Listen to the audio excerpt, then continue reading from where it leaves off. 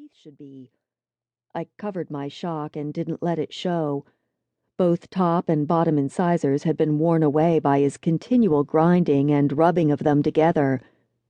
One of the supervisors of the school rushed over to me and said, "Oh, his name is Michael. He's very intelligent, but he doesn't speak." I heard Michael's story from the supervisor. Apparently, when he was a toddler in his playpen, he witnessed his father shooting his mother. Then, putting the gun to his own head, the father killed himself. It was close to 3 days before the neighbors broke in to find the dead and swollen bodies of his parents.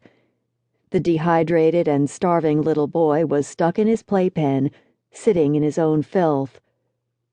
The orphaned Michael disappeared into the foster care system, eventually ending up in the boarding school. No one had ever heard him speak.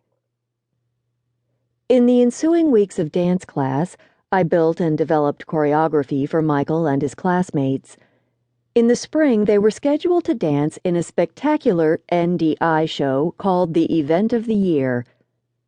At the boarding school, I used Michael as the leader and as a model for the others, and began welding all of the kids together, inventing a vigorous and energetic dance to utilize their explosive energy. It took a while, but they were coming together little by little over the months. And through all that time, the best in the class, the determined and concentrating Michael, never spoke. That spring, dancers from the 22 different schools with which the NDI had dance programs were scheduled to come together at Madison Square Garden for the Event of the Year. There would be more than 2,000 dancers, a symphony orchestra, a jazz orchestra, a chorus, Broadway stars, narrators, and Native American Indian drummers. There was scenery that was the length of an entire city block, and visiting guest children from 6 foreign countries coming to dance with our New York City children.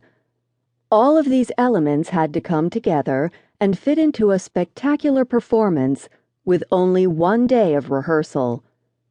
The foremost challenge was how to get 2,000 dancing children on stage for the opening number. At NDI, we have developed a system called the runs.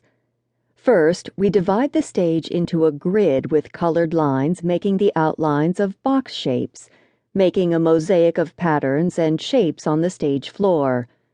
Each outlined box holds a class from one of the schools, which consists of 15 to 30 children. Then we add various colored lines as tracks, starting off stage and leading to the boxes.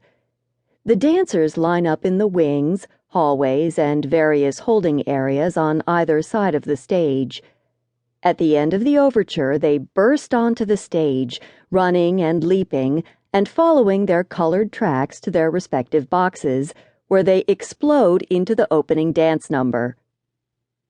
We had less than 3 minutes to accomplish the runs.